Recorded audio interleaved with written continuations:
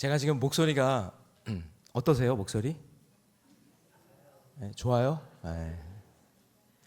제가 목소리가 지금 어제 저희 서대문 지방에서 풋살 대회가 있었는데 제가 2002년 월드컵 이후로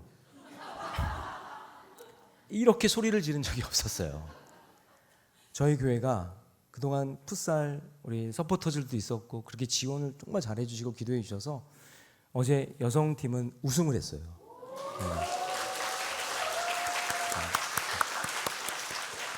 우리 유진이가 2골이나 넣었고요.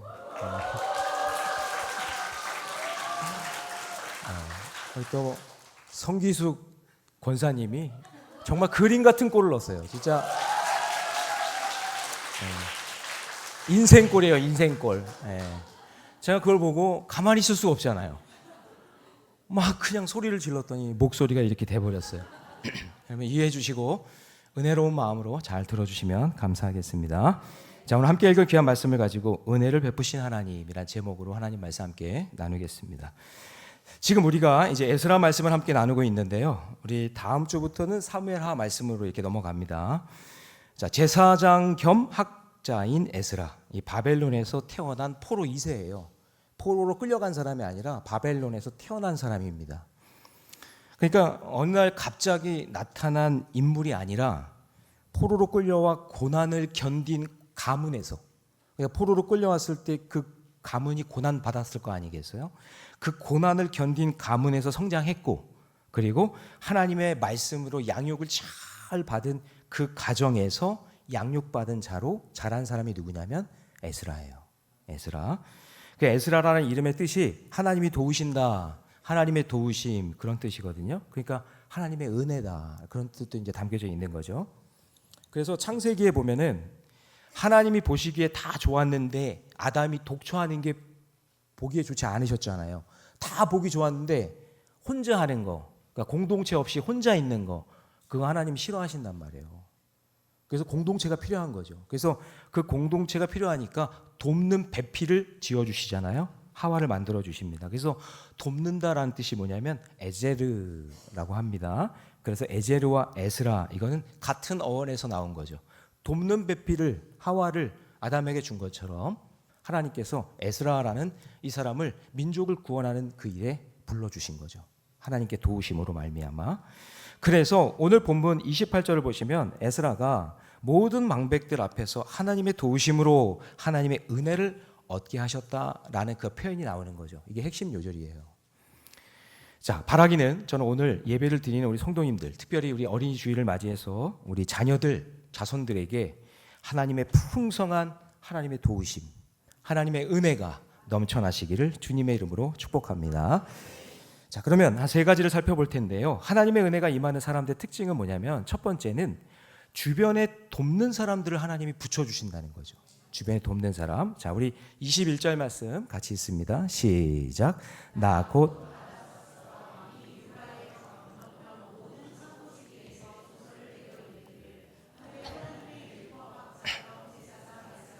물은 너희에게 구하는 것을 신속히 시행할. 그러니까 어느 날 갑자기 아닥사스다 왕이 조소를 내려서 모든 창고를 개방하고 에스라에게 2차 귀환을 하는 일에 아낌없이 지원해라. 아낌없이. 근데 이 아닥사스다 왕은 유대인이 아니에요. 히브리인이 아니라고요. 이방 사람이잖아요. 근데 사실 놀라운 것은 포로 귀환과 성전 재건, 신앙 재건, 성벽 재건, 나중에 이제 니에미아까지 이렇게 이어지잖아요. 근데 이 이어지는 모든 재건에 적극적으로 도와준 사람들이 누구냐면 다 이방 왕이에요. 고레스, 다리오, 아닥사스다. 전부 다 이방 왕들을 통해서 사람을 하나님이 붙여주셔서 창고를 개방하게 하고 돕는 손길로 이스라엘 백성들을 고향 땅으로 보낸단 말이죠. 참 이게 신기한 거예요. 그러니까 하나님의 은혜가 임하면 하나님은 그 사람에게 만남의 복을 주세요. 예, 만남의 복을 이루어 주신다. 그래서 하나님의 은혜는 사람을 통해서 온다. 그러니까 여러분, 사람을 무시하면 안 되겠죠. 예, 우리 어린아이로 오는 것, 우리 찬양한 것처럼 용납해야 돼요. 서로를 용납하고 용서하는 그런 은혜가 넘치는 공동체가 되기를 바랍니다. 자, 그리고 이 에스라라는 이 혼자 귀환한 것이 아니라 이때 에스라가 막 사방팔방 돌아다니면서 제사를 드릴 수 있는 레위인들을 막 모집하고 해서 함께 갈 사람 1,800명을 함께 모집해서 떠나가게 됩니다. 자, 우리 13절 말씀 다 같이 읽어봅니다. 다 같이 시작. 조서를 내리노니 우리나라에 있는 이스라엘 백성과 그들 지사장들과 레위 사람들 중에 예루살렘으로 올라갈 뜻이 있는 자는 누구든지 나와 함께. 자, 요즘 제가 토저책을 많이 인용하잖아요. 토저책을 많이 보고 있는데 거기 불타는 믿음이라는 그 책에 보면 하나님은 직접 역사하시지만 사람을 보내서 일하신다라는 말이 있어요. 하나님이 직접 일하세요. 하나님 일하시는데 하나님의 일하시는 방법은 사람이라는 거예요. 그러니까 하나님께서 부흥을 일으키실 때를 보면 항상 말씀의 사람, 기도의 사람을 통해서 이루어 주시고 그 교회의 부흥을 보려면 그 교회 성도를 보면 알 수 있어요. 그 성도들이 얼마나 말씀 붙들고 살고 있는가, 얼마나 기도하고 살고 있는가. 그 가정을 보면 그 가정의 세대주가 그 가정의 모든 백성들이 신앙의 일치를 이루면서 예배하고 있는가, 하나님을 예배하고 있는가, 이게 이제 중요하다는 거죠. 그래서 하나님이 추수할 곳에 추수할 일꾼을 보내주시는 것처럼 그 교회가 감당할 추수에 따라 추수할 수 있는 그릇이 되면, 추수할 수 있는 뭔가 능력이 되면 하나님이 거기에 따라 사람도 붙여주시고 일거리도 주시는 거고 그러는 거지, 교회가 크다고 큰 사역하고 작다고 작은 사역하는 게 아니에요. 제가 늘 얘기하지만 100km 나간 사람이 건강해요? 70km 나간 사람이 건강해요? 그렇죠. 건강한 사람이 건강한 거라고 그랬죠. 100km 나간 사람이 건강하지 않다고 생각하는 사람도 있을 거예요. 비만이라고. 아니에요. 저는 100km 나간 사람이 건강한 사람 진짜 많이 봤어요. 70km 나갔는데도 골골하는 사람 많이 봤어요. 제가 여러분 물어볼게요. 3,000명 모이는 교회가 건강한 교회예요? 300명 모이는 교회가 건강한 교회예요? 네, 건강한 교회가 건강한 교회예요. 3,000명 모이면 뭐예요? 큰 교회 모이면 뭐예요? 맨날 죄 짓는 일만 하고 하나님 기뻐하시는 일을 하지 않으면 소용없어요. 하나님이 기뻐하시는 일을 감당하는 건강한 교회가 되어야 됩니다. 그래서 여러분, 새로운 사람을 통해서 공동체가 은혜가 넘치게 하나님께서 변화의 물꼬를 열어주시고 놀라운 역사를 이루어주세요. 항상 사람을 통해 일하신다. 자, 오병이어의 기적을 한번 볼까요? 오병이어의 은혜가 임하게 되는 것을 잘 보세요. 먹을 것이 없는 광야 들판에서 제자들은 먹을 것을 구할 수 없으니까 너무나 난처한 상황이 된 거예요. 거기에 모인 사람들은 전부 다 손가락만 빨고 있어요. 그런데 그 순간 한 어린아이가 물고기 2마리와 보리떡 5개를 들고 나옵니다. 거기에는 장정만 5,000명이니 적어도 2만 명이 넘는 사람들이 있었을 거예요. 그런데 이 어린아이가 나왔을 때 애들은 가라, 이 조그만 게 못해, 네가 가지고 있는 거 너나 먹어라, 이렇게 이야기하면서 무시할 수도 있잖아요. 그걸 가지고 예수님 앞에 나오다니 이걸 가지고 어떻게 먹이냐, 그렇게 야단치는 사람도 있었을 거예요.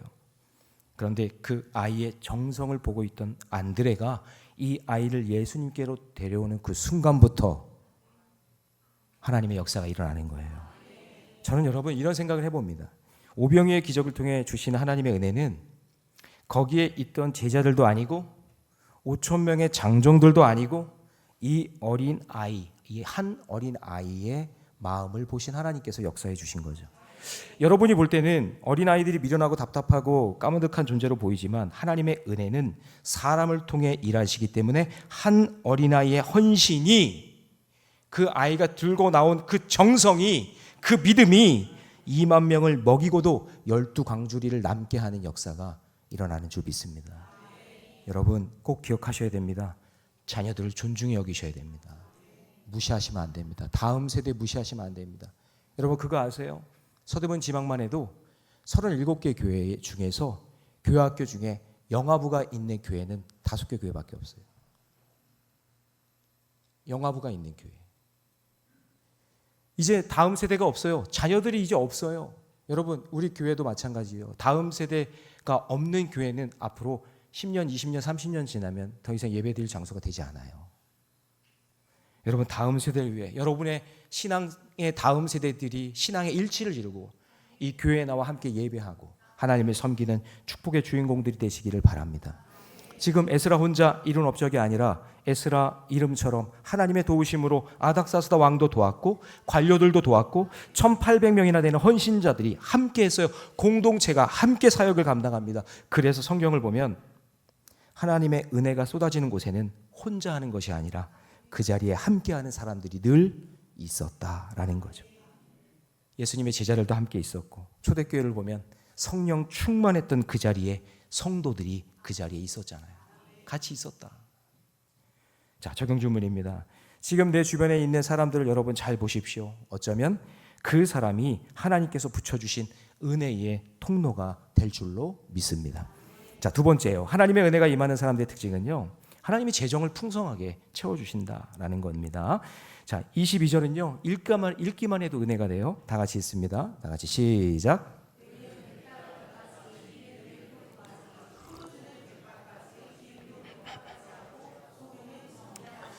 네, 여러분들은 주식이란 말이 없고 돈이란 말이 없으니까 은혜를 못 받으시는 것 같지만 이때 당시에는 이게 주식이고 이게 돈이거든요.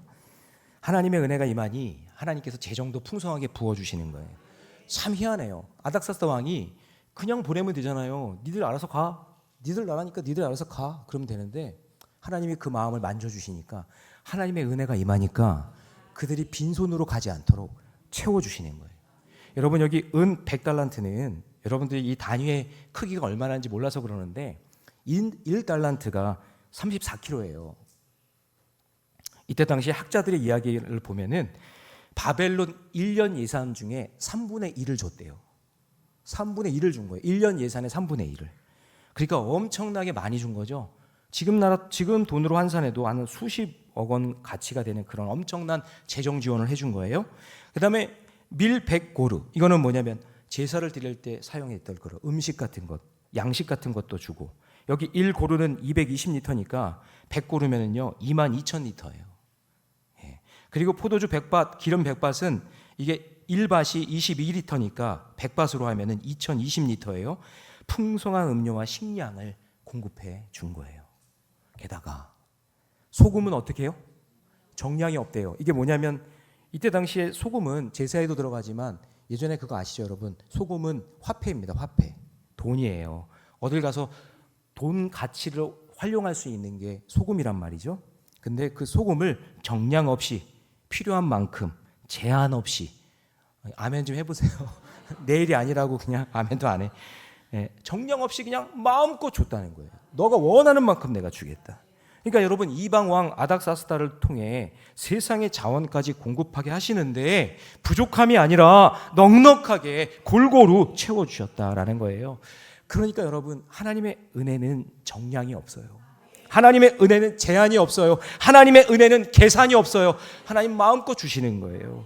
내 그릇 사이즈의 문제지. 내가 받을 수 있는 그릇이 작으니까 못 받아내는 거지. 내가 믿음의 그릇만 있다면 하나님의 놀라운 축복 엄청나게 받을 수 있는 것이죠. 하나님은 대충 공급하시는 분이 아니라 풍성하게 채워주시는 분인 줄 믿습니다. 하나님이 사명을 주시면 풍성한 자원도 함께 주시는 거예요. 그래서 하나님의 비전에는요 반드시 하나님의 프리비전이 있는 거예요. 공급이 있단 말이에요. 하나님께서 그렇게 큰 비전을 품고 있는 사람에게는 하나님께서 한없이 공급해 주시는 거예요. 내가 꿈이 작아서 그렇지, 내가 믿음이 적어서 그렇지, 내가 그릇이 작아서 그렇지, 하나님께 내 믿음의 사이즈를 크게 하고 하나님 앞에 믿음의 비전을 품은 자는 하나님 그 그릇에 맞게 부어주실 줄 믿습니다. 우리 자녀들이 그랬으면 좋겠어요. 우리 자녀들이.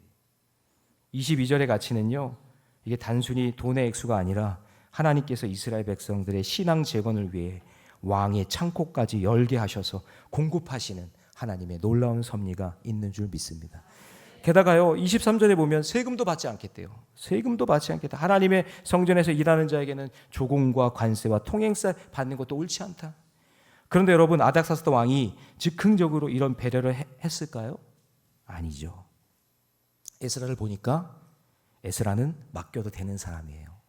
에스라는 정직한 사람이에요. 에스라는 성실한 사람이기 때문에 이렇게 그릇이 준비된 사람인 거예요. 그릇이 준비된 사람이니까 재정 지원을 받을 수 있을 만큼 풍성하게 꽉꽉 채워서 하나님께서 주시는 거예요. 저는 기도합니다. 저희 자녀들이 에스라처럼 맡겨도 되는 사람, 정직한 사람, 성실한 사람으로 하나님의 은혜를 충분히 받아서 저는 재정적인 복도 누릴 수 있는 우리 자녀들이 됐으면 좋겠어요. 큰 창고가 돼서 많은 사람들을 먹이는 인생 됐으면 좋겠어요. 5천 명분을 독식하는 인생이 아니라 5천 명을 먹이는 인생 됐으면 좋겠어요. 여러분 그렇게 꿈꾸시고 다음 세대를 위해서 기도하세요. 네. 지금 에스라가 포로 귀환 2차를 준비하면서 어디 가서 구걸하거나 모금 활동하거나 사람들에게 편지 보내고 이메일 발송한 거 아니에요. 에스라는 하나님께 기도하면서 은혜를 구하고 아닥사스다 왕과의 관계가 좋으니까 아니 민족도 다른데 포로인데 그렇게 지원해 줄 이유가 없잖아요. 뭔가가 있었을 거라고요. 에스라에게는 뭔가가 있었을 거예요. 그 아닥사스다 왕과 관계에 뭔가가 있었을 거예요. 하나님이 친히 역사하셔서 사람들을 움직여 주시고 재정을 채워주세요. 우리도 마찬가지예요. 하나님의 뜻이 있고 하나님이 원하시는 일이면 하나님 반드시 채워주시고 역사해 주실 줄 믿습니다. 우리 사업하시고 기업하시는 분들, 회사 운영하시는 분들 힘내세요. 그릇의 사이즈를 키우세요. 하나님께서 마음껏 부어주실 줄 믿습니다. 유럽의 첫 번째 교회가 여러분 자조 옥감 장수 르디아가 의해서 세워진 빌립보 교회잖아요. 최초 교회, 유럽의 최초 교회. 처음 개척했을 때 얼마나 힘들고 어려웠겠어요. 유지하고 그리고 운영하는데 어려움이 많았겠죠. 그때 바울 사도가 빌립보 교회 성도들에게 이렇게 편지합니다. 우리 같이 한번 읽어봅니다. 시작. 나의 하나님이 영광 가운데 그 풍성한 대로 너희 모두 쓸 것을 다시 한번 빨간 글씨만 시작. 그 풍성한 대로 너희 모두 쓸 것을 채우시리라. 믿습니다. 필요한 만큼 하나님이 채워주신다. 그래서 여러분 여기 쓸 것이라는 게 영어로 needs예요. needs. 하나님은 우리의 greed, 욕심을 채우시는 게 아니라 우리의 필요를 채우세요. 여러분들 영적으로 하나님 제가 이 사역 감당하는데 생명 살리는데 이게 필요합니다.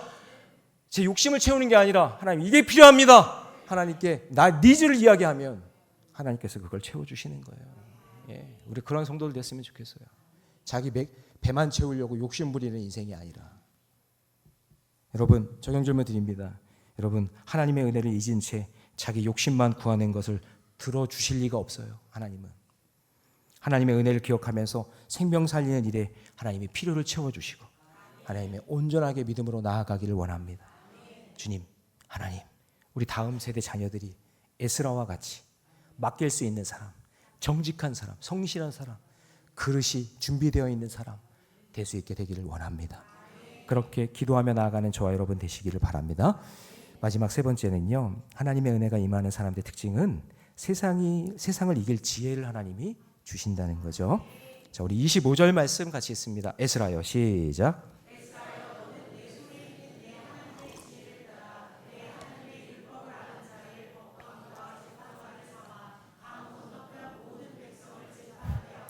그 중에 알지 못하는 자는 너희가.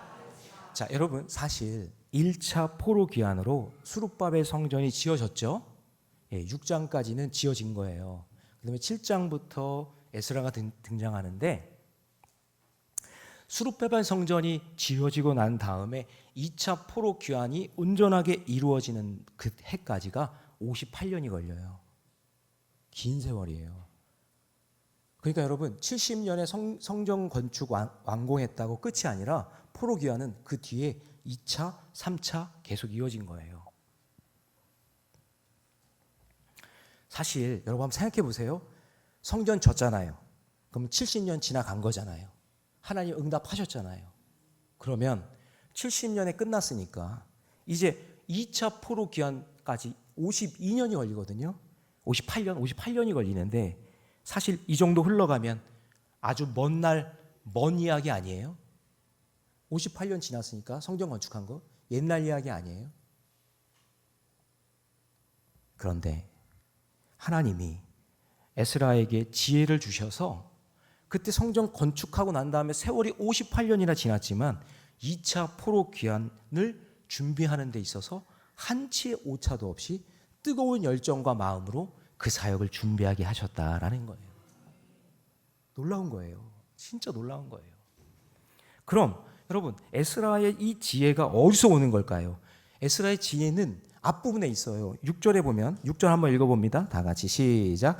이 에스라가 바벨론에서 올라왔으니 이는 이스라엘의 하나님 여호와께서 주신 모세의 율법에 익숙한 학자로서 그의 하나님 여호와의 도우심을 입음으로 왕에게 구하는 것은.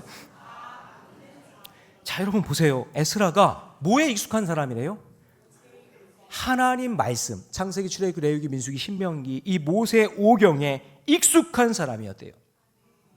익숙하다는 얘기는 말씀의 사람이다, 그런 얘기예요. 그냥 툭 치면 말씀이 나오는 사람. 모든 지혜를 어디서 얻었을까요? 성경에서, 말씀에서 얻은 거예요. 그래서 에스라가 아닥사스다 왕에게 말하면, 아닥사스다에게 이 에스라가 막 성경적인 이야기를 하고 믿음의 언어를 하고 막 긍정적인 이야기를 하고 생명의 말을 하고, 아멘 좀 해보세요. 막 그냥 하나님의 말씀을 막 강력하게 선포하면 아닥사스다가 듣다가 그래 그거 줄게. 필요한 거 있으면 줄게. 왕에게 구하는 것은 다 받은 자더라. 하나님의 말씀을 통해서 지혜를 얻은 사람이니까 그때 상황에 맞게 하나님께서 말씀을 막 주시는 거예요. 그러니까 그 왕, 하나님을 모르는 왕인데도 그 말을 전하니까 하나님께서 그 마음을 움직여서 사건을 일으켜 주시는 거예요. 이런 지혜가 있어야 돼요. 그래서 제가 새벽에 1절 말씀해 보면은 제가 이제 어떤 걸 느꼈냐면 에스라 아빠가 누군가가 궁금해지더라고요. 왜냐하면은 바벨론에서 태어났잖아요. 바벨론에서 태어났으니까 그 바벨론에서 태어났을 때 계속해서 말씀을 가르쳐준 누군가가 있을 거 아니에요. 자, 한번 읽어봅니다. 1절 다 같이 시작. 2일 후에 바사왕 아닥사스다가 왕위에 있을 때 에스라라 하는 자가 있으니 그는 누구예요? 아버지가 스라야. 이 아버지가 그 고난을 통과해온 이스라엘 백성들의 그 믿음의 정체성을 딱 붙잡고 지금 포로 생활 가운데 수십 년이 지나고 있지만 순간순간마다 모세오경 하나님의 말씀을 딱 붙잡고 에스라에게 말씀을 가르친 거예요. 이때 무슨 학교가 있었겠어요? 뭐가 있었겠어요? 가정교육밖에 없었을 텐데 이 스라야가 계속해서 하나님 말씀을 전하고 가정예배 드렸을 것 같아요. 우리 교회처럼 인증사진은 안 보냈겠지만 계속해서 가정예배 드리면서 이게 하나님 말씀이야, 이게 출애굽이야, 우리는 제2의 출애굽을 이룰 수 있어. 그러면서 막 창세기, 출애굽기 이거 공부하면서 창세기에서 그래 창조하신 하나님, 가정을 창조하신 하나님, 그래 출애굽기를 하면서 그래 길밖에 길이 있지, 레위기를 공부하면서 그래 레위게이션, 하나님이 길을 내실 거야.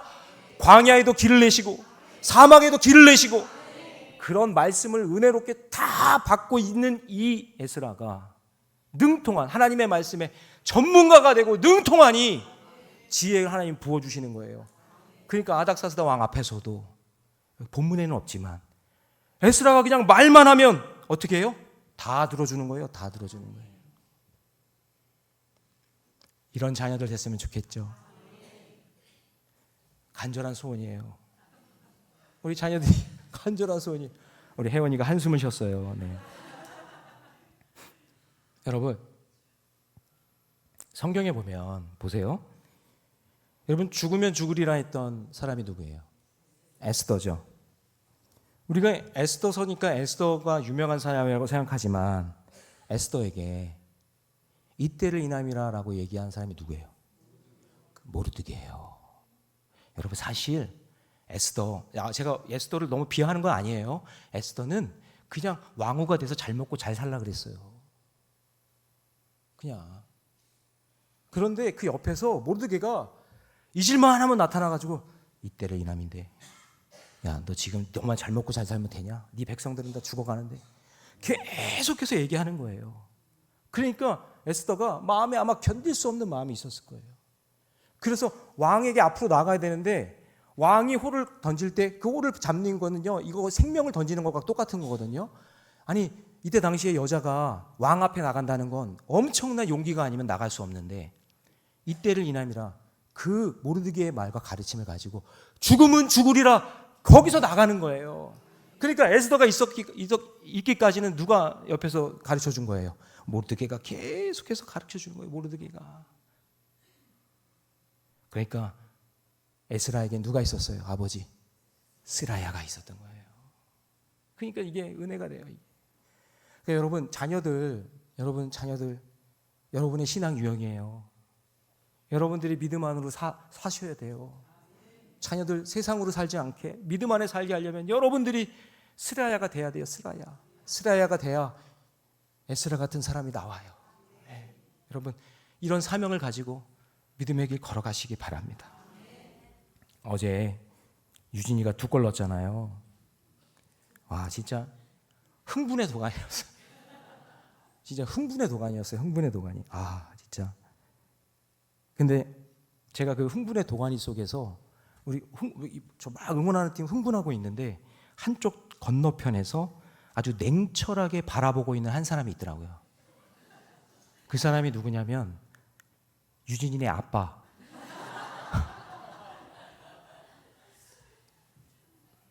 옥현일 권사님이 딱 지켜보고 있는 거예요.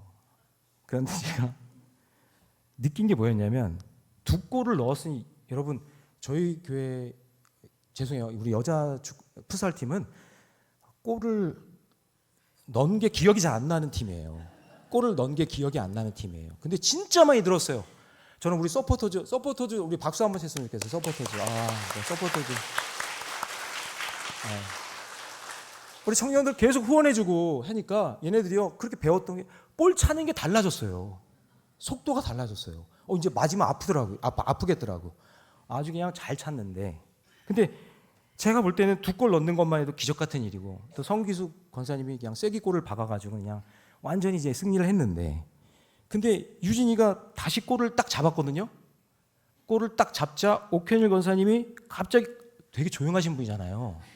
원래 말도 잘 안 하시는 분이잖아요. 근데 갑자기 모르드게처럼 유진이한테 유진아 해트트릭!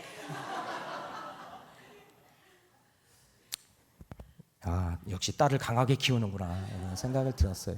모르드게 같구나 이런 생각이 들었거든요. 여러분 에스라의 이 믿음과 용기는요 포로로 끌려와 고난 중에서도 누구의 신앙을 그대로 물려받았냐면 부모의 신앙을 그대로 물려받은 거예요. 네. 이거밖에 찾을 게 없어요. 네. 근데 이거를 그냥 부모의 노력으로만 봐야 되냐? 아니죠.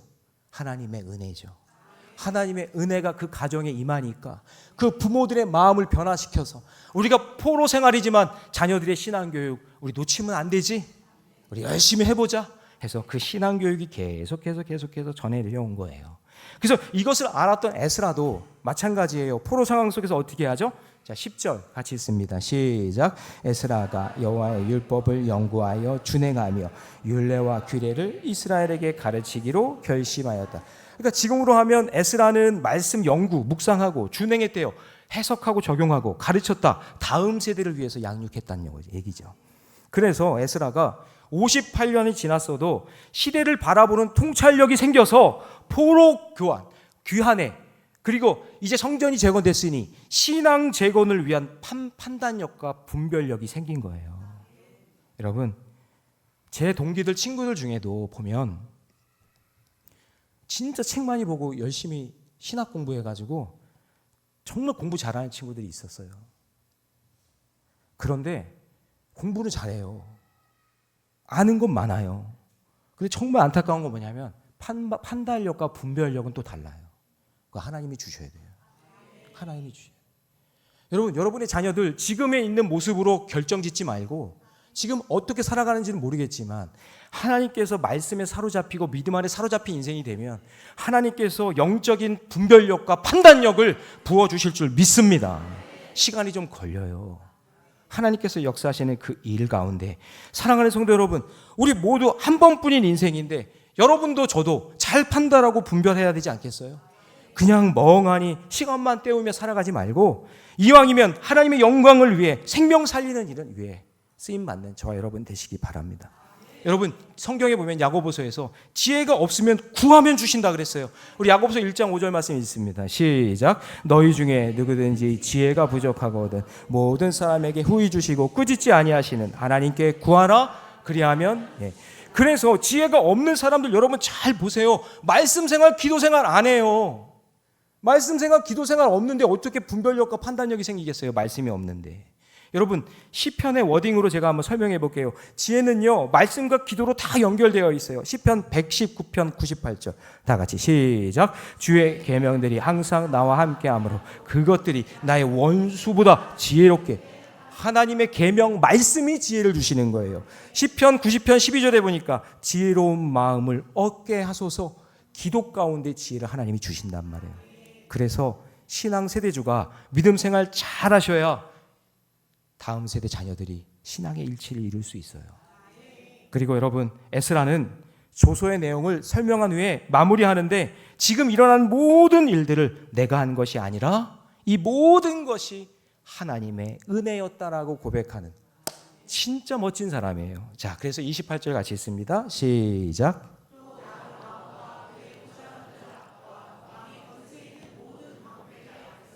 은혜를 얻게 하셨도다.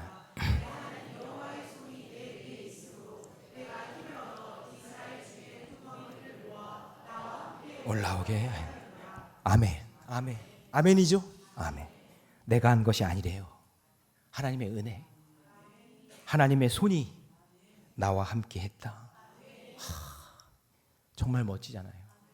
엄청난 일을 이루었지만 이거 다 하나님이 하신 겁니다. 유진이가 2골을 넣었지만 누가 하셨어? 하나님이 하셨습니다. 다치지 않게 이렇게 하나님께서 하셨습니다. 이렇게 얘기할 수 있어야 된다. 바라기는 우리 자녀들이 단순한 세상 지식만 쌓는 것이 아니라 말씀과 기도로 하나님께 지혜를 구하고 지금 해야 할 일을 바르게 분별하는 은혜가 넘치는 그런 인생이 되시기를 주님의 이름으로 축복합니다. 이제 함께 우리 찬양하기를 원하는데요. 하나님의 은혜라는 찬양이에요. 제가 오늘 말씀을 준비하면서 이 찬양을 통해 함께 은혜 받기를 원하는데 여러분 찬양 부르면서 먼저 하나님의 은혜를 구하세요. 하나님은 주변에 돕는 사람들을 붙여주시고 하나님 내 자녀들에게 풍성한 재정도 붙여주시고 또 하나님께서 세상 지식이 아니라 하나님의 말씀으로 살아가는 지혜를 주실 줄 믿습니다. 그런 믿음으로 살아가는 저와 여러분 되시기를 축복합니다.